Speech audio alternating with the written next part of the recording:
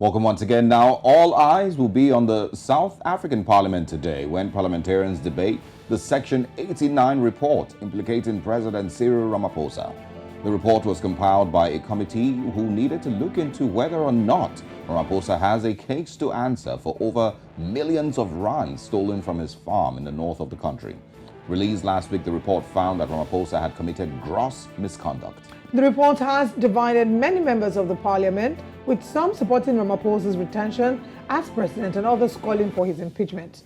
The Forum of Opposition Political Parties, an 11-member organization that includes South Africa's three biggest opposition parties, the DA, EFF and IFP, says Ramaphosa's position as head of state has become indefensible. Opposition parties have stated that they intend to table a motion of no confidence against Ramaphosa when the National Assembly convenes on Tuesday. Interestingly, the sitting was moved yesterday night for another 1 week. Joining us this morning is former member of the parliament and president of Africa People's Convention, Themba Godi. Good morning and thank you very much for joining us.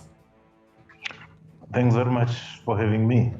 So first, I'd like to ask you, given the recent developments around Section 89 report and the debate that has ensued, how, first of all, are the people of South Africa taking this? Has it affected the popularity or otherwise of the president? Well, certainly it is a story that has gripped the nation since it affects the head of state, and views on the matter differ.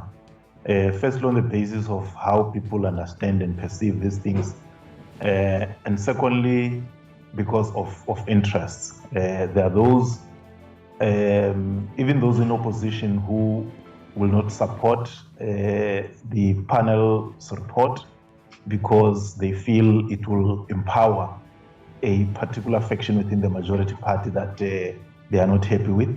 There are those who support the report because they believe that it is factual or that it will help in advancing their own particular view. So there is no unanimity.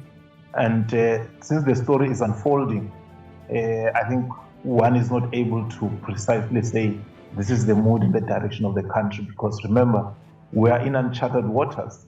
Never before has a president been impeached, and never before has there been a finding by a panel headed by people who are legal experts that said you have violated your oath of office, you have engaged in gross misconduct, and therefore Parliament should look into taking action against you.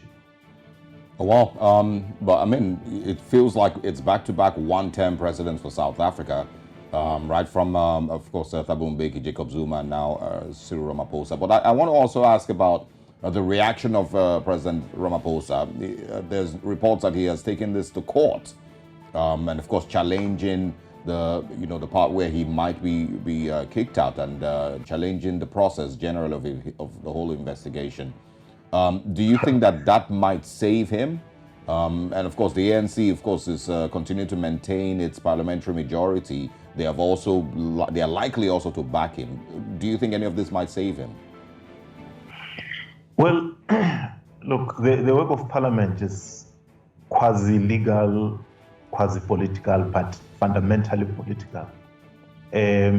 Because the decision of Parliament, it depends on how many MPs vote to impeach the president, how many vote not to impeach him. But as things stand, our understanding was that when the report came out, it was such a shock. The president was prepared to resign. But as always, you have hangers-on whose livelihood depends on you, and or for whatever other reasons. I think they rallied in 24 hours, the tone had changed, the mood had changed to a fight-back mood. And we see that it appears that within the leadership team of his party, he seemed to have won the day. And so far, the direction seemed to be that the ANC in Parliament should vote against the report. Now, what that means politically and legally, it means that if Parliament votes against the panel report, then that's the end of the story. He's not going to be impeached. So I think the greatest battle he had to win politically was within his party, which he seemed to have won for the time being. But remember, his party is going to a conference next week.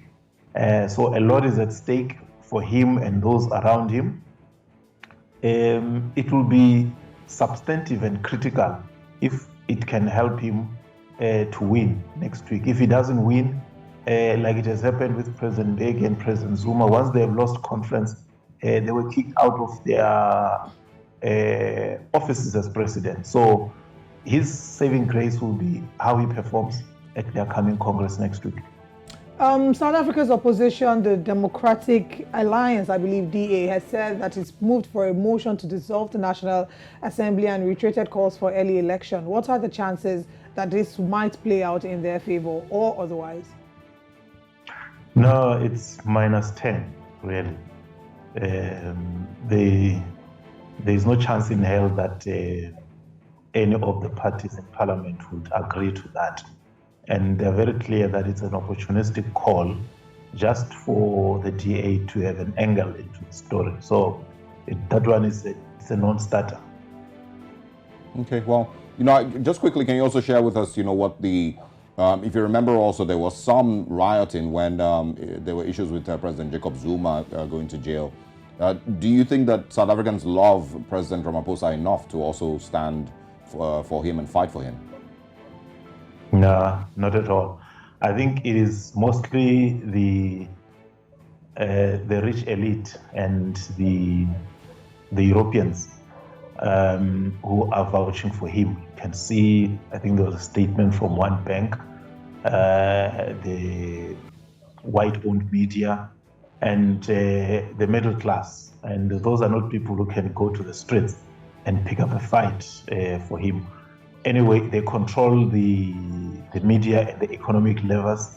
They will use those for his influence. But to getting people in the streets to block movements and destroy property, that won't happen.